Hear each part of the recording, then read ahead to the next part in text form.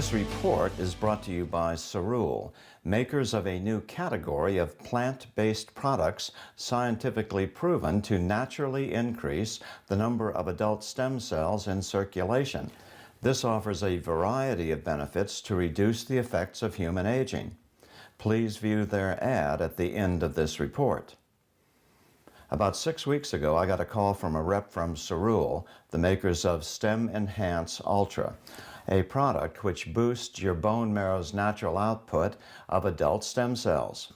I was skeptical at first, but promised I would test it out. I have a nagging tennis injury, a rotator cuff shoulder problem. Surgery is pretty iffy, so I've been a long-time user of glucosamine products. They don't help much, but that has been my only alternative. So I gave it a try. The rep told me that it would usually take several months before any noticeable difference would occur. First week, nothing. Second week, maybe a little better. But then by the third week, all of a sudden I realized it was a lot better. All I can say is Stem Enhance has worked for us, and non-invasively. Yes, I could have paid $5,000 to have a stem cell injection into my shoulder, but it wears off.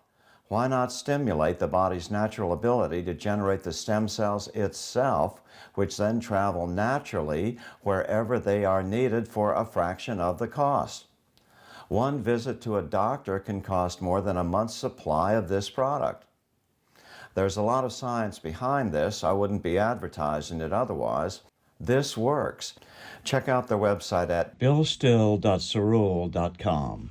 There's also a 30-day money-back guarantee on a single bottle purchase, so you can try it risk-free. Good evening. I'm still reporting on the coup. I'm still and very sadly reporting on the coup. Perhaps the most recognized organization in political polling made a shocking announcement yesterday saying that election fraud is so rampant in the United States that it renders scientific election forecasting worthless.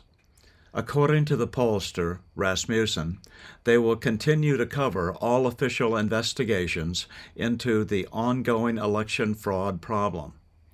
The question is, why don't others? And yes, Arizona and Georgia are mostly Republican-controlled. Rasmussen then provided an example in Georgia. They published the affidavit of Rosemarie Parrish, a Cobb County hand recount monitor, which was recorded on November 15, 2020. I observed thousands of mail-in absentee ballots in pristine condition being counted at the back of the room. These ballots caught my attention because the paper looked perfect, with no folds or creases.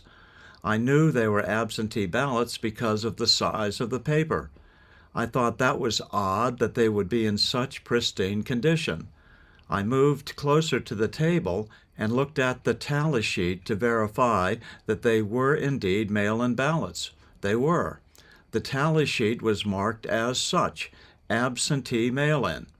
While closer to the ballots, I noticed that the print on the outside looked perfectly printed as well. The ballots had the appearance of being copied off on a printer. I thought that was unusual, but up to this point I did not realize it was a potential issue. It was a couple of weeks later at the Senate hearing that I heard another lady testify that she saw the same type of pristine ballots being counted in Fulton County. One senator suggested to the committee that these were duplicate ballots. I know for a fact what I observed were not duplicate ballots, as those were being counted in a separate room, and I had checked the tally sheet. According to yesterday's Gateway Pundit, over 830,000 ballot impressions were illegally destroyed after the 2020 election. No one has been held accountable for this crime. Another 150,000 ballots were identified during the recounts in Fulton County, Georgia, that were supposedly mail-in ballots, but they had never been reviewed. These ballots were identical and were not folded, and yet we were told they were mail-in ballots. One anti-vote fraud group, Voter GA, sued Fulton County, Georgia, to get a look at these ballots. After a 9-month trial, a lower court ruled that they didn't have standing. Talk about a wild goose chase. But it gets worse. The Georgia Appellate Court agreed. 2 years and a month after Election Day, the Georgia Supreme Court finally ruled that voter GA did have standing and could review the ballots, although there has subsequently been no word on when this review would take place.